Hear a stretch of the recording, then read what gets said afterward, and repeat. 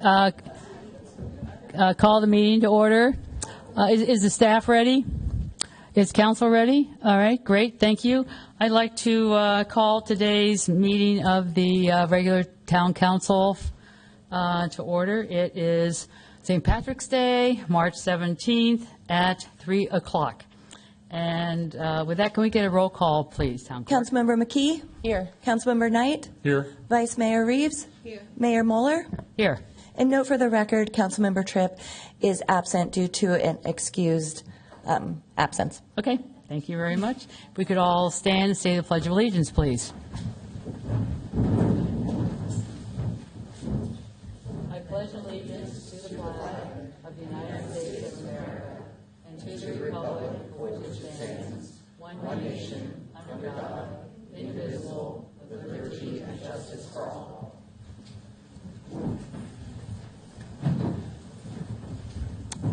Thank you. And we had, before we called this meeting to order, we met in closed session. Town Attorney, do we have any reportable action? Yeah, thank you, Mayor and council members. There's no reportable action from closed session. All right, thank you. And Town Clerk, did you have an announcement you'd like to make?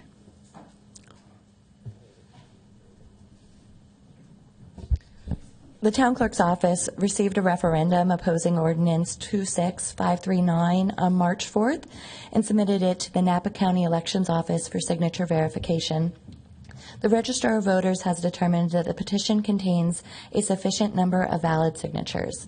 The ordinance is therefore suspended. The certification of the results is scheduled for the April 7th regular Town Council meeting. All right, thank you very much for that information. And now it's time to adopt today's agenda. And based on the town clerk's announcement, so that the town council, I think it's going to change our focus a little bit on some of the things that we'll be working on related to that. I think we've got an option whether to repeal the ordinance or put it on the agenda. Based on that, I would like to request the council consider my motion that we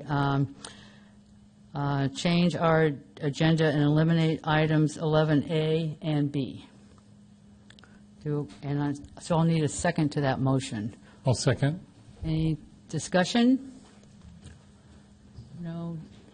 I just wanted to say that I think that's a prudent move, and I think we need to take some time to figure out where and when to focus. All right, thank you very much. So,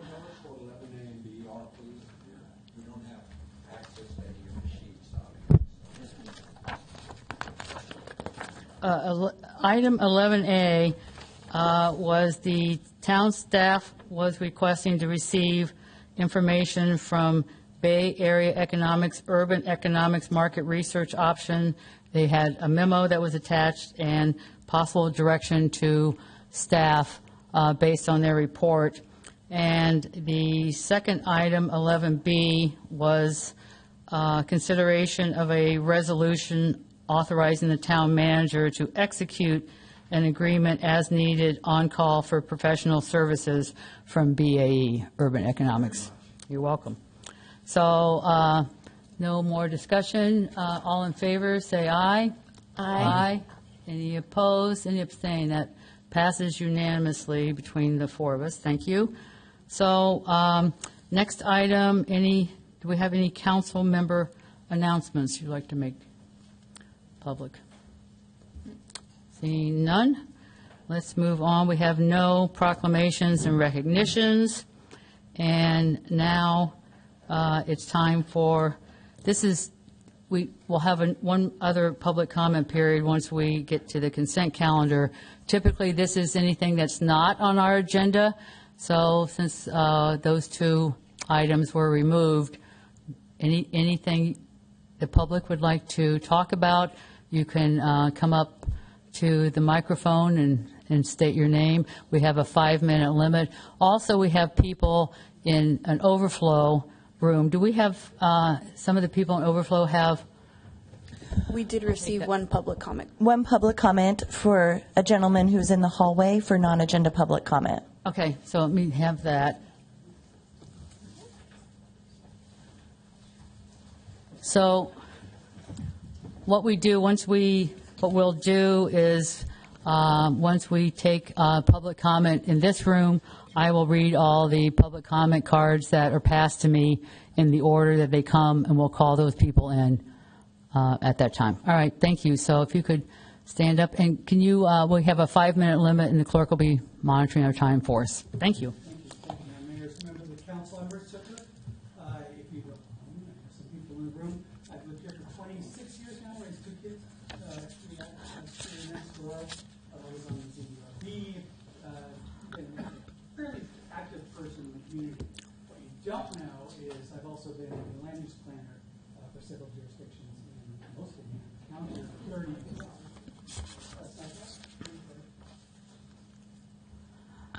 I know you could hear me, so I'll keep going. Well, it's about what for our recording and the television. So if you could just start with your name, So and then Rick you. Zucker, Okay, thank you. 1926 Mount Avenue. So what you may not know about me is I've been a land use planner for 30 years in a lot of jurisdictions, and I've done everything, as you might expect in 30 years, from mid-rise structures in downtown Oakland, 3,000 plus single-family homes, multifamily homes. I've written housing elements. I've contracted for writing housing elements. I was awarded the housing element general plan by the county to do in the early 2000s. I've done every project you can imagine, downtown specific plan, probably all of the buildings built over the last 20 years in downtown Napa were a responsibility of my part. So I've done a lot of work, and I've also worked in cities that people choose to live in, not because they're suburbs to somewhere else, but Yountville, Carmel, Healdsburg. The reason why I'm here today is when I retired, I went dark about 5 years ago. I thought, the world's not going to change with me not participating in it, until I received a knock on my door to sign a petition, which I didn't sign, but a lot of questions were asked of me that I didn't know, and that I even suggested to the individuals who were at my door, you got it wrong. That's not how it works. I've done these things. I've done public-private partnerships. I've done affordable housing. I ran the housing department, planning, community development, redevelopment in multiple cities. It's not how it works. But I said, I'll commit to reviewing this to learn a little bit more. And what I learned was they were largely right. They were wrong in other areas, but they were largely right. This is very foreign. That's not to suggest that it's wrong, however. And so I've had meetings with some of you, and really where I am today to suggest, not to pat myself on, I'm so smart, but I learned a lot. And there's a significant amount of risk and a significant amount of cost in the approach you've decision to take. And although you're not talking about the item that was on the agenda later, you'll talk about that in the future. You're on a path. You're at a crossroads, and my recommendation is you take the Yogi Berra approach to that. Is you're at a crossroads, take it. The left path is follow the path you're on. Eventually you'll have a BAE discussion about expanding their contract. Finish that work up. But consider an approach that most, if not like nearly all cities do, in looking at ways to bring in income, to sell property, through those purchase agreements, to develop the strength of contract, to get everything this town wants in terms of housing for low income and middle income and the missing middle, maybe some different types of housing, all the things you're looking at. Follow that path. Keep following it. But add this separate path of maybe you can sell some of these parcels. Maybe through the agreements, these are all things I've done, through those agreements you can have the strength of everything you ever wanted without the entirety of the risk and the cost. Maybe you can get creative and even say, gee, some of those buildings, this condo. And by selling those as condos with ownership, you can actually say to Chef Keller, hey, by the way, stop buying single-family homes with folks who show up for 3 months and then you rotate them back to New York because they're taking up family housing. They're taking up backyards that you don't care to plant and to put dogs back there, like my family did for 26 years. But maybe he would say, gosh, I could buy a couple of those units and rotate people in and out. There are so many opportunities for you to look at. But you're following a path over here. And my recommendation is you start thinking about following this other path, and maybe you'll decide that's good, or the both combined provide opportunities that you've never thought about. Last thing I'll end with, because I have just a few seconds left, is why not put together an ad hoc committee? I know there's 4 of you. One couldn't show up today because of health reason, but so because I saw people snicker a little bit, but why couldn't they be here? It was a legit reason. Why not put an ad hoc committee together with two of you, maybe you were a little bit on different sides of the issue, and put three people together who have done this. I don't have a horse in this race. I'd rather actually stay quiet.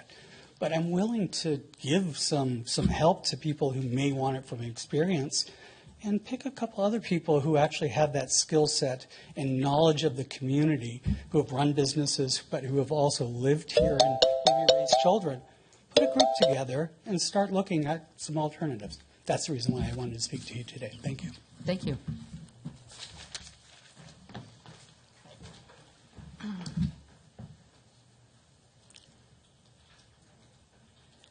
Ready? Carrie Hayes. So where do we go from here? A planning process that I think will lead to the best possible outcome for the community. And the elementary school site really must be fundamentally different than the planning process that has led us to the contentious place we find ourselves in now.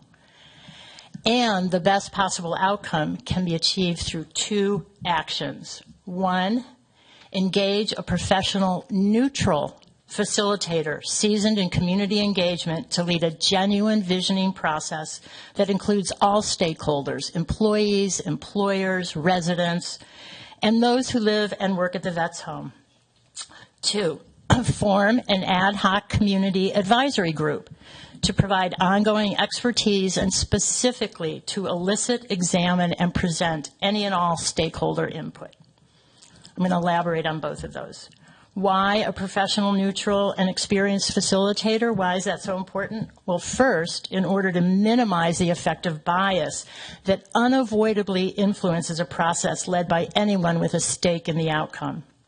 It is unrealistic and naive to expect someone with a vested interest in the outcome, be they town manager or contracted architect, to design and lead a highly effective community engagement process of this scope and complexity. Thus far framed as collaborative, this process has in fact been tightly controlled and directed by staff-driven pace, timelines, and design concepts, all made in absence of insufficient stakeholder engagement. The number of opportunities for community input is often cited, and yet meeting after meeting, one-on-one discussion after one-on-one discussion has failed to produce the engagement needed to make fully informed decisions about a site as important as this one. The evidence is easy to spot. The number of people here, hundreds of people who have submitted public comment, written letters to the editor, and signed the referendum petition. What is also easy to see and feel is the existing process has produced poor results at tremendous cost to both the coffers and cohesion of our community. So without significantly more extensive and meaningful community engagement led by a neutral facilitator before one more piece of dirt on the property is touched and any contract granted or extended, the current dissent, frustration, and division will predictably continue and likely intensify. Without fundamentally changing the process, you can expect continued poor outcomes, wasted taxpayer dollars, and perhaps more importantly, eroded respect, declining trust, and weakening community cohesion. Action number 2, why is an ad hoc community advisory group critically important?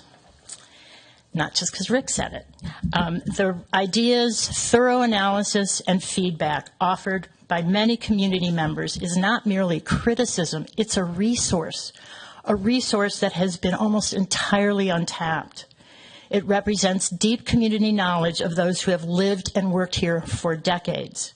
It represents hundreds of individuals with expertise in business, workforce management, employee relations, marketing, law, real estate, finance, community development and engagement, transportation, and residential and commercial design. This is the greatest resource you have right in front of you. And if the breadth and depth of experience and knowledge and commitment to Yountville is not leveraged, many constituents will reasonably conclude their concerns are not addressed, deepening frustration, skepticism, and damaging goodwill and cohesion. And that outcome would run counter to the very meaning and promise of the word commons. Thank you.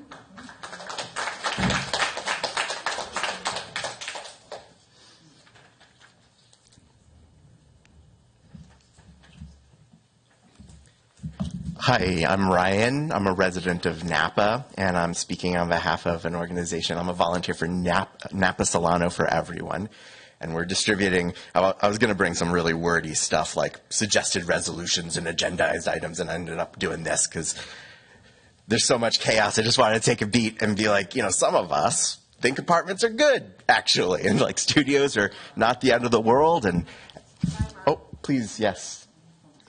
Can, yeah. I know. No, cut it down however you like. They only give me 3 in Napa anyway. TikTokers, 60 seconds in and out. But so yeah, I just wanted to say, you know, a lot of us actually really support the Commons as proposed. We don't always live in Yountville, and that's not to say the project can't be improved, but there are a lot of people I've talked to who are excited about the 2 versions that were pitched at the last study session. And a lot of us who are really looking forward to that coming back to this chamber to have sort of the real pitch and the decision to move forward or not done in public. That was kind of reinforced. The town manager at the last study session said maybe March 17th. The mayor on March 3rd said it hasn't been finalized, but it looks like March 17th. And here we are on March 17th, and not only is the housing not on the agenda, even the items we did try to put on the agenda, which made concessions to the group in the data validation letter, saying like, yeah, let's do that. Let's hire somebody to do the data validation sprint. Now that's off the agenda. So all of our comments are not agenda items, right? And it's kind of wild. You don't have to make a decision. Putting the housing on the agenda in April at the same time as the validation of the referendum does not commit you to moving forward. There's a number of actions that staff could present that are actually working in parallel, kind of like the first public comment today. Hey, if we did proceed, we would want to do steps A, B, and C first. They're pre-submittal steps, so not committing us to anything, no more funding needed. And if we end up taking a very different path, that's okay too. We haven't picked one path over another. That's really it. Thank you for doing all this work on the Yountville Commons so far, and on Measure S. You know, 74% of people in Yountville said yes. That does mean 26% said no. And for what it's worth, I think your community engagement effort has filled a couple rooms. So that seems to be hitting par. Thank you. Thank you.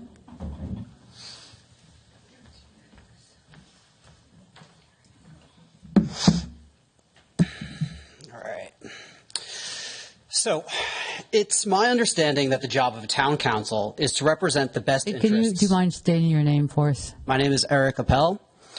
I live in Yountville. It's my understanding that the job of a town council is to represent the best interests of the town in which they serve. So as a fairly new Yountville resident, I'm surprised to see our council antagonize local business owners, treat their and our tax dollars with zero respect, post petulant comments on social media sites such as Nextdoor and Instagram, and to cap it off, the mayor's own husband threatened my fiance and I when exercising our democratic right as we gathered signatures for a referendum. And regarding the Commons project, the scope of the plan makes it clear that nobody thought to start with a budget grounded in reality before paying architects and consultants millions of dollars to design a project that costs about $70 million more than what the town can actually afford. The town is already projected to start running a deficit next year, even without spending a dime on this project. And even with the town committing $1 million a year in subsidies for the next 30 years, Phase 1 alone, which has been described as a de-risked starting point, does not break even. And by Phase 3, we'd plunge ourselves further into debt to the tune of $4 million per year. The council's mismanagement of the planning process thus far casts major doubts on whether they are equipped to serve as a developer for what will be the largest project in town history. At the study session 1 month ago, the town manager said that you reserve the right to go back to the drawing board based on community feedback. And since then, the community has spoken loud and clear. Over 10% of the town's residents signed a referendum over the course of only 5 days, and business leaders have spoken about their many concerns in this very room. It's clear this project is deeply flawed, and the council should consider the manager's previous comments and go back to the drawing board.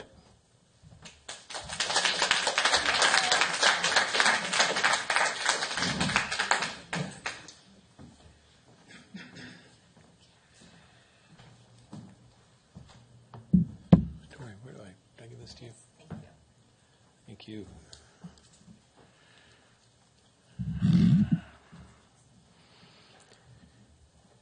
I think it would, well, my name is Gary Jabara. I'm the owner of the Estate Yountville across the street. I think I'm the second largest employer in Yountville other than the Veterans Home. So at our peak, we're about 450 employees. Hopefully next year, maybe closer to 500 with the new restaurant we want to build, and we've been waiting some time for Pacific Gas and Electric, but they're making some progress. So thank you to everybody for all your work and effort to help us continue to make Next Door a success. I'm a real estate guy. I feel pretty confident in saying I probably own more real estate and have built more real estate and managed more real estate than anybody in town. I've never seen a project where somebody's invested $14 million and doesn't have a financial budget. It's fiscally and structurally abhorrent and irresponsible. And to ask for more money, and thank you for not spending more money, to do more homework when in real estate development the first thing you do is a financial model. And for us to have spent that much money and not have a financial model that we can stand on is reckless and irresponsible. I took the time to reach out to our connections at S&P and Moody, and I had them do some research on the town and where we are with our reserves and our budget and the proposed project, and their estimates that within a year or two we would be junk status. You've already been downgraded. I don't believe anybody's done that on behalf of the town, and you would be classified as junk bond. And so if you want to add gasoline to the financial fire in the boat that's sinking, it will only get worse. So that's issue number one. Issue number two, I've got 3 minutes. I am flabbergasted why the process didn't include not a single one of our staff. It also didn't include a single member of any of the other employees in town or employers in town. And I've also recently learned that nobody surveyed the employees officially at the Veterans Home. So how in the world can, as a town, do a disservice to the people that work for us? And I've mentioned this before. The vast majority of the workforce lives only 15 minutes away. Napa is a fantastic town. It's got a Safeway, it's got a Costco, it's got all sorts of markets, it's got auto repair shops, it's got hardware stores, it's got hairdressers, it's got nail salons, it's got everything. And for us to think that we could happily relocate families here with nothing for them to live with is irresponsible, and it's a shame. It's shameful. St. Helena just recently did the Pope project there on Pope Street. Small little affordable housing project, 8 duplexes, 7 new ones, and the 2-bedroom cottage that's there. 1 one-bedroom and 1 studio. So they've actually thought about who their employees are. So I would ask the town council, one, I applaud you for stopping spending any more, good money after all the millions of dollars we've spent. Take a big, deep breath and say, okay, let's start with the people that we're trying to house. And then, as any real estate development should be built, let's build a financial model that we can rely upon. We're building apartments. We're not building a nuclear power plant. I can do a budget on an apartment complex in an hour. I could probably do it 5 minutes with ChatGPT. You're not talking rocket science here. And for us to come this far and not have a budget, and I'm talking to the town manager because I know you've been running this project, is financial mismanagement. It's absolutely financial mismanagement. And the people that will be holding the bag from a decision to go forward on this project is everybody in this room and everybody in the public room. Higher taxes, higher room taxes, higher sales taxes, and you're worried about how expensive this town is now? Wait till you're downgraded to junk and you're left holding the bag for millions of dollars of irresponsible planning. So don't forget about the people that work for us.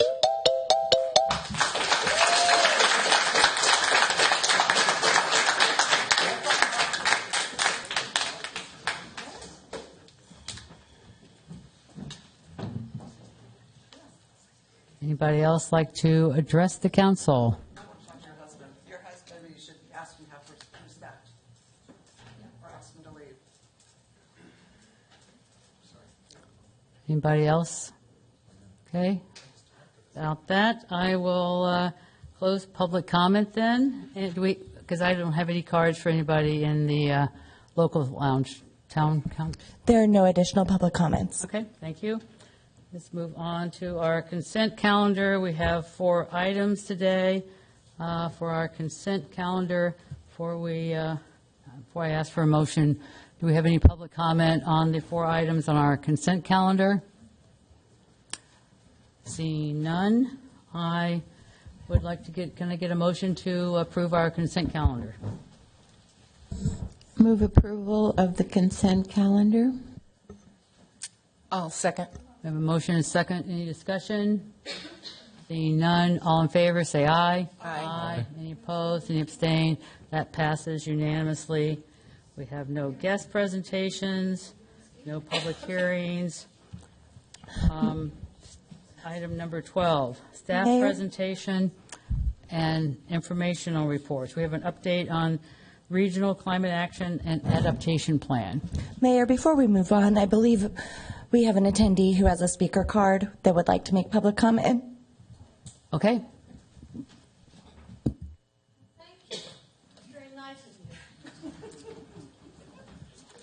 Hello, my name is Karen Thurling, and obviously I live in Yountville, but I also have been the property manager for apartment buildings in Oakland and Berkeley for over 44 years. And this plan that we have needs to be tweaked, okay? That's a polite way of saying it. And I know that all of you have probably worked really hard on this. I can see it. But it needs major tweaking, okay? And I think the referendum was to make us stop so that we could backpedal a little bit and get the information that everybody is asking for. Survey should have done first. Shoulda, coulda, woulda, so it doesn't matter. But survey of the employees themselves, not just the 3 big employers, people, but everybody. That includes veterans' homes, and that includes the vineyard workers that are hired by the vineyard owners. And so it's not about the right fight or your idea is wrong, our idea is right, because we are supposed to have workforce housing, okay? But we have satisfied our quota for workforce housing, affordable housing, whatever you want to call it, until 2031. Am I correct? I mean, I learned that from these meetings that I have attended. I didn't know all these things until I attended the meetings. So anyway, I think everybody did a great job. We know we, by law, have to accomplish these things, but we got to find out the information and the parking and the size, of the apartments and everything, and the guest parking that goes along. So everything. It's not a slam dunk, and you don't want to build one phase and go, oh, well, if whatever went wrong then, we'll do in the next phase. It's not a learn as we go. So, because, but I have so many more things, but I just want to say thank you for all the time that everyone's put in, and we're going to have to put more time.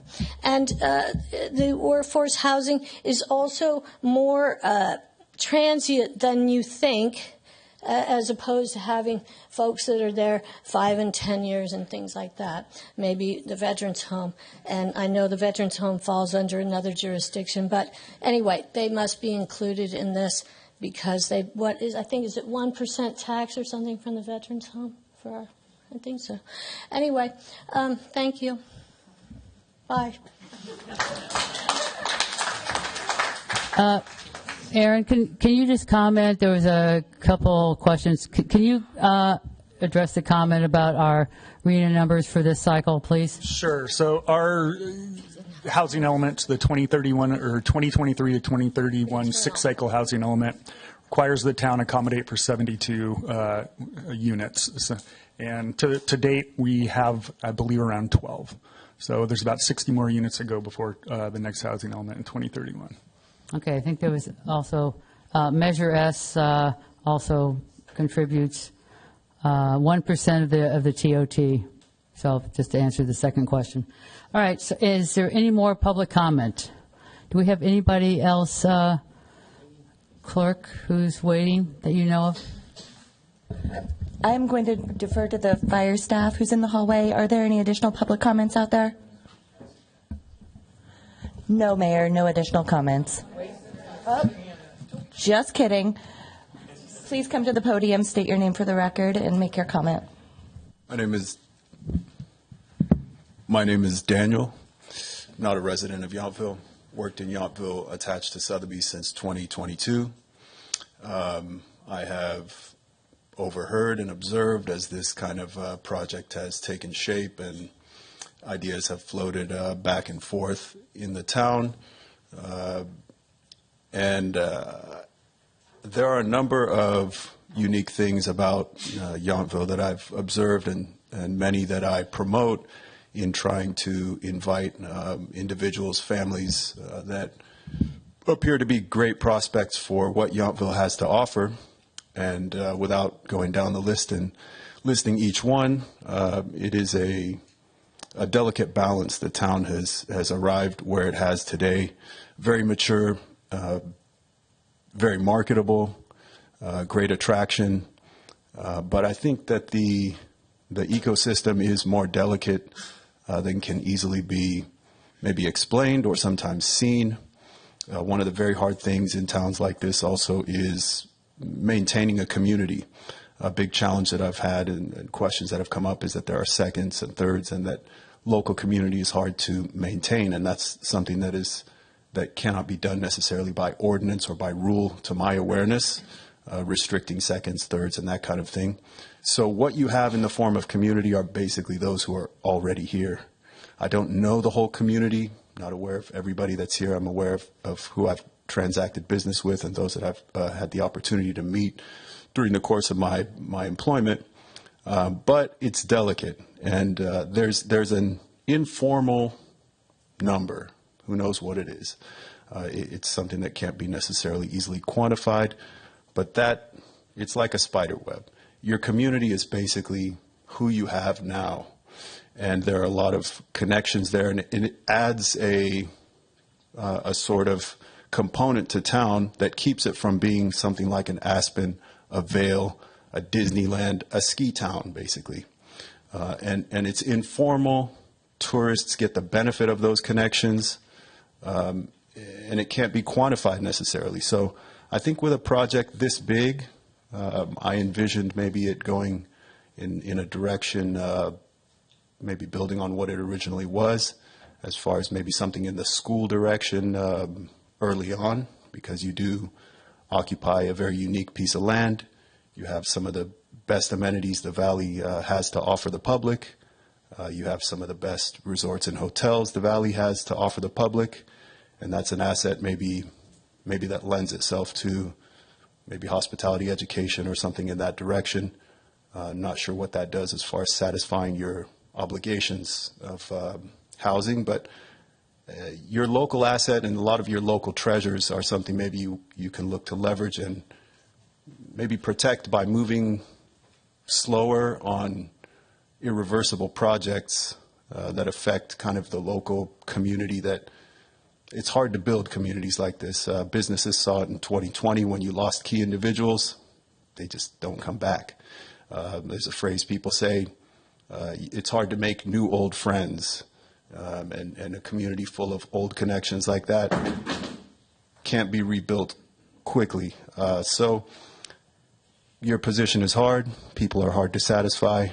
Looks like many parties have high stakes in a decision like this. But maybe a dialogue and a slower pace gives you the best chance of making the best decision in something that's irreversible, like land development in a little town with a very limited supply. One of the best things about it, helps me in my business a lot, is very limited supply. You're less than a couple miles square. You are vine locked on 3 sides, and you've got a beautiful treasure. You guys have done a great job, I think, of managing it up to this point. So I think, taking your time in as much as you can and making the best decision that helps address all the interests of all the stakeholders, that seem to be many, maybe something to consider on this one.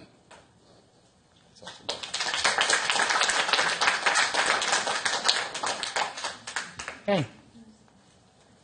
Did somebody else, would you like to come up? Thank you.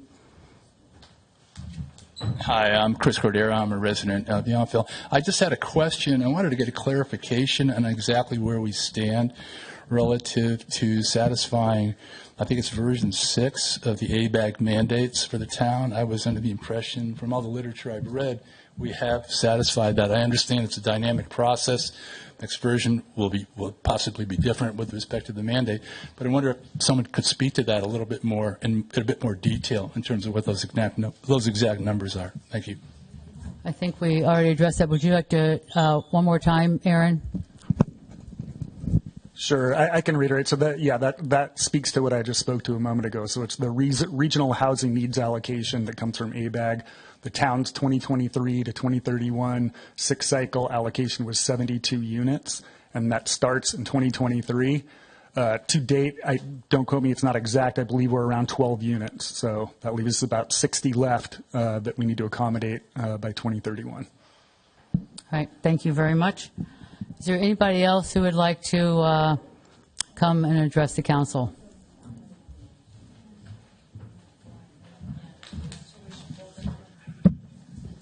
Good afternoon, council members. My name is Jocelyn Lynn, and I'm the Chief Real Estate Development Officer for Burbank Housing. Burbank Housing is a nonprofit development organization based in Santa Rosa. It was established in 1980, and since then we've developed nearly 5,000 units across Sonoma and Napa counties. And we're not just a developer, we're also a property manager, and so we continue to own and manage those units, including the one over at Pope Street that was mentioned in St. Helena and through other places in Napa. So I'm here today because Burbank Housing is in support of this project. We believe it'll provide the needed workforce housing that's needed in this area. And on a personal note, I grew up in Napa, and I've seen firsthand families getting priced out of this area. You know, when I moved here with my parents back in 1978, it wasn't so hard to find the housing that you needed for a growing family. And unfortunately, we can't say the same today. So I think this project is something definitely very important. We are in a housing crisis, and I know that, thoughtful approaches need to be taken when you do a project, but at the same time, Burbank Housing believes that the town's proposed financing and phasing plan is well thought out. It respects the city's finances. If you understand how affordable housing finance works, you understand bonding capacity, you understand how you can apply for low-income housing tax credits, and those are the sources that will fund housing developments. When I reviewed these study session materials, I saw the development and financing plan, and those were very familiar and reminiscent of what we do at Burbank Housing. We apply for low-income housing tax credits. We've done tax-exempt bond financing, and what we've seen the town just proposed in terms of the phasing is prudent because it is incremental, and it is something where the gentleman who spoke before me said, why can't we do something where we do it in a thoughtful, incremental process? And to me, that phasing plan does reflect that. So in short, and I just want to say that Burbank Housing is in support of this project. Workforce housing is needed. If you look at the room today, a lot of residents are here from the town of Yountville, which is great. But you should also think about who's not here in the room and who have been priced out or not able to come and live in this town that they work in or that they grew up in. And, those are the families and young professionals that we're looking to help support with workforce housing. Thank you.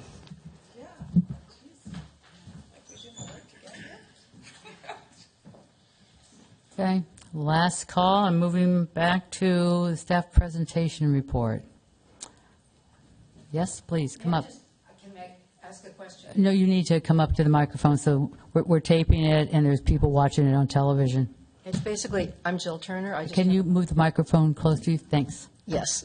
My name is Jill Turner, and I just have a question regarding the $250,000 that has been taken off the agenda. Will that come later on, and I'll have an opportunity to present some thoughts later? We haven't made a decision about that, so we'll certainly put it on our agenda. It will be in the future, is that correct? Yes, Okay, correct. then I'll save my comments for then. All right, thank you.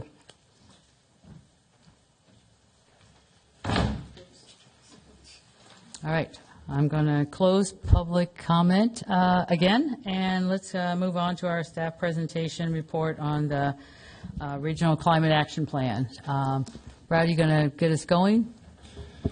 Sure. I think Aaron's going to come up to the staff table as Matt exits. The Regional Climate Action Plan is something that's been going on for a few years. The council appointed council members Reeves and Tripp to act as our representatives. The county action, or county, what's the Climate Action Committee. The Climate Action Committee, thank you, has been meeting now for almost 2 years. And they've gotten to a juncture where the question of budgeting has come up. So I want, before we get into budgeting, I do want Aaron to sort of provide an update to the entire council, because I know the other three of you have not been party to these conversations. And we can discuss it. We intend to, do budgeting in April. So as I understand, there's another meeting at the end of this month. I'm not sure what direction they're looking for. There's and I think Aaron and probably Vice Mayor Reeves can speak more to it. But I want to make sure when we do come back with a budget that we're presenting options that are in line with the regional efforts. So with that, I'll turn it over to Aaron. Sure. Thank you, Mayor and Town Manager Ralston. So at the February 27th, 2026 CAC meeting, county staff presented draft budget estimates for fiscal year 26-27 that included options for Ascent, who is the consultant preparing the RCAP, to prepare jurisdiction-based implementation plans, as well as an option for optional county support.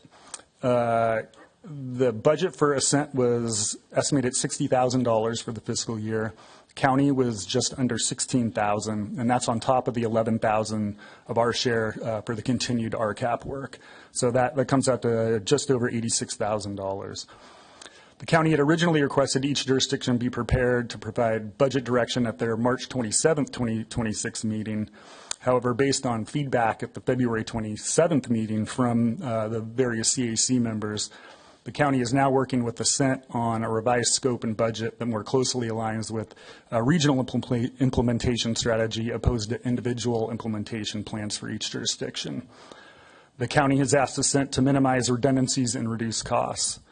The county is expecting a new scope of work from Ascent by March 23rd that focuses on providing an overarching implementation plan and strategy while also having elements of focus for each jurisdiction. The plan, they plan to present the revised information and cost estimates at the March 27th, 2026 CAC meeting, with action on the budget now planned for their April 26th CAC meeting. So this is an opportunity for the council to discuss and provide feedback to our CAC members to share with the CAC on March 27th in advance of their budget work, or our budget work. So that's it. Happy to answer any questions you have. And I know Vice Mayor Reeves and... Can't look at me without commenting, so you're going to have to tell us.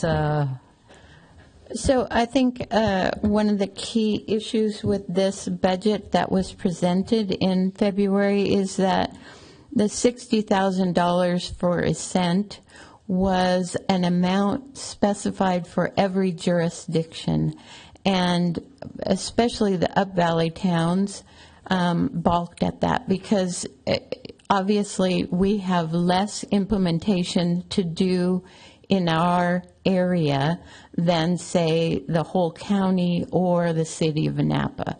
So in order to be a more fair distribution of charges, I think the county is considering taking the idea that the regional implementation plan will be sort of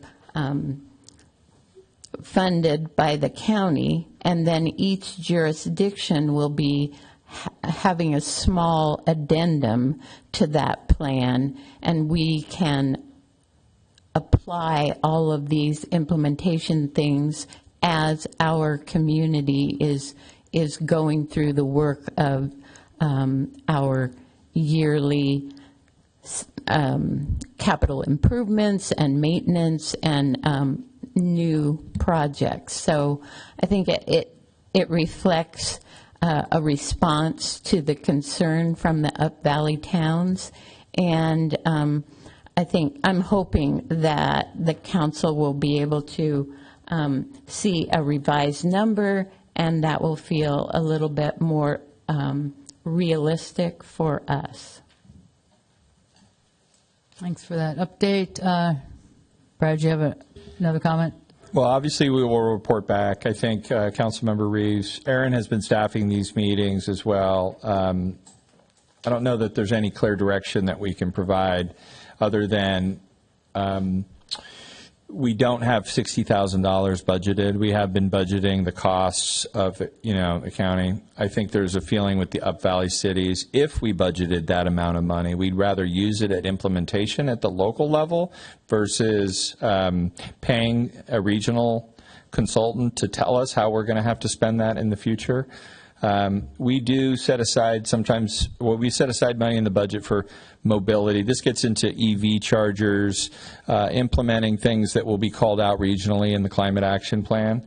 So it'd be good at least to hear from the group what approach you prefer, because I do think if they're going to say $60,000 goes to a consultant versus, hey, we want to budget that at the local level, we're going to have to figure out where to put that in the budget that will be presented on April.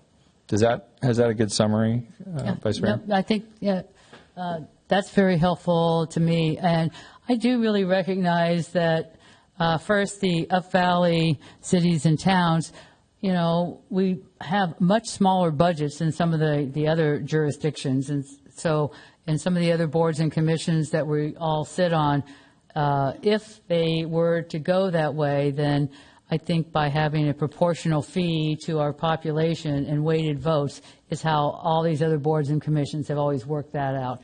Also, I think we've also got different environmental needs, and our communities have different levels of interest in certain areas than they do others as well. So especially we're one of the few towns that has mandatory garbage and waste management services. And I think this really kind of helps by preventing a lot of, especially, methane gas that could ferment in our individual trash. So we've and we really monitor that pretty closely. So, and other cities have, different needs. So I think it needs to really reflect what each of our communities has an interest in doing.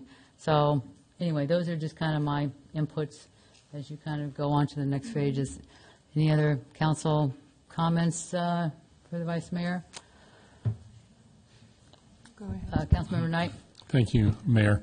I think I would prefer a practice where the funds that we're providing through the RCAP is more directed to our use within our individual community, so that we're wherever we have the needs, whether it's with the restaurants or residents or public facilities, that we're improving what we can do to take care of climate action issues here first. And so that's what I prefer those funds be directed towards. I'll just add and say, being that we do have a delicate ecosystem, I agree that looking at how we can uniquely represent Yountville is going to be important. And I thank you and Councilmember Tripp for going to the meetings. I know this has been discussed on a high level previously, and just accepting the 60,000 was not beneficial for the smaller towns and especially for us, given our size. So thank you. Did you get the feedback you need to take back? Okay, great. Thank you very much. So second to last, external council meeting reports. I have one. I attended the Napa County Flood Control and Water Conservation District board meeting this morning. Very interesting. We are going to have our construction kickoff meeting for the next phase of the flood wall bypass in Napa. We're all pretty excited about this. Been a lot of planning, and finally we'll be able to start that and use our Measure A money that we all approved in 1999. And I think the first phase has already proved to us that we're not seeing flooding on the Napa River like we did a long time ago. So this will be the second of 3 phases, and I think it's really had a very significant effect on the flooding in the valley. So anyway, that is the only meeting report I have. So with that, I will accept a motion and a second for adjournment. We'll be adjourning to our council meeting on Tuesday, April the 7th. It's a budget meeting at 10 a.m. So Move adjournment. Okay, get a second. I'll second. All in favor, say aye. Aye. Any opposed? Any abstained? Thank you. And that's a wrap, everybody. So thanks for coming.